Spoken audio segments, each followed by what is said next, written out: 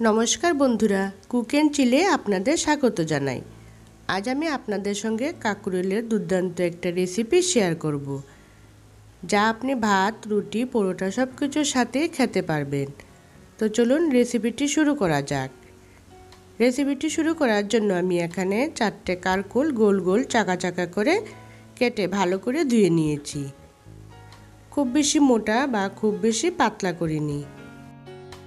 এবার একটা কড়াই গরম করে এর মধ্যে দিয়ে দিচ্ছি 2 টেবিল চামচ সরষের তেল। পুরো রান্নাটা আমি সরষের তেলেই করব। তেলটা ভালো করে গরম করে নিয়েছি। এবার এর মধ্যে দিয়ে দিচ্ছি গোল গোল করে কেটে রাখা কাঁকরোল। কাঁকরোলে কিন্তু আমি লবণ হলুদ কিছুই দিইনি, জাস্ট একটু গরম তেলে ভেজে নেব। তো সবগুলো কাঁকরোল উল্টে পাল্টে সামান্য একটু লালচে কালার হলে একটা প্লেটে তুলে নেব।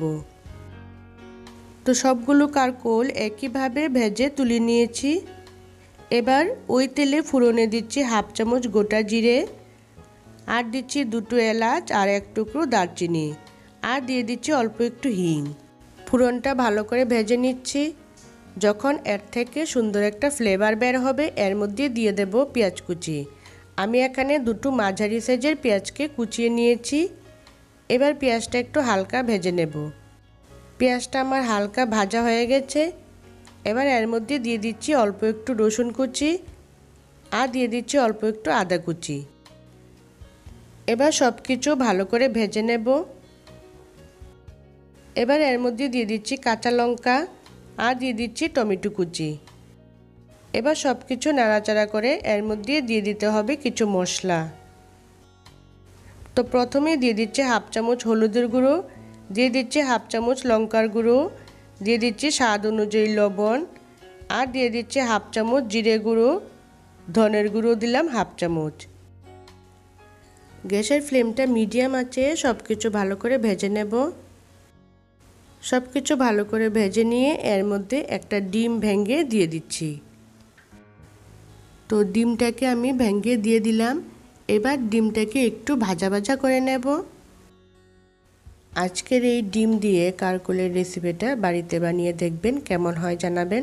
যদি ভালো লাগে একটা লাইক করে দেবেন, আর আপনি যদি নতুন বন্ধু হয়ে থাকেন তাহলে চ্যানেলটা সাবস্ক্রাইব করার অনুরোধ রইল। ডিমটা একটু ভাজা ভাজা হয়ে গেলে এর মধ্যে দিয়ে দিচ্ছি 1/2 কাপ পরিমাণে জল। এবার জলটা একটু ফুটে গেলে এর মধ্যে অ্যাড করে দিচ্ছি ভেজে রাখা কাঁকরোল। কাঁকরোলটা দিয়ে নাড়াচাড়া করে 2-1 মিনিটের জন্য ঢেকে দিচ্ছি। 2-1 মিনিট পর আবার নাড়াচাড়া করে সব কিছু মিশিয়ে নিচ্ছি। দেখুন কাঁকরোলটা কিন্তু খুব ভালো করে সেদ্ধ হয়ে গেছে। এবার এর মধ্যে দিয়ে দিচ্ছি অল্প একটু গোলমরিচ গুঁড়ো, আর দিয়ে দিচ্ছি অল্প একটু গরম মশলার গুঁড়ো, আর দিয়ে দিচ্ছি কিছুটা ধনেপাতা কুচি।